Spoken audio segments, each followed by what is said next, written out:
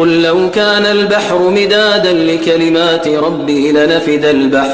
لنفد البحر قبل أن تنفد كلمات ربي ولو جئنا بمثله مددا قل إنما أنا بشر مثلكم يوحى إلي أنما إلهكم إله واحد فمن كان يرجو لقاء ربه فليعمل عملا صالحا ولا يشرك بعبادة ربه أحدا.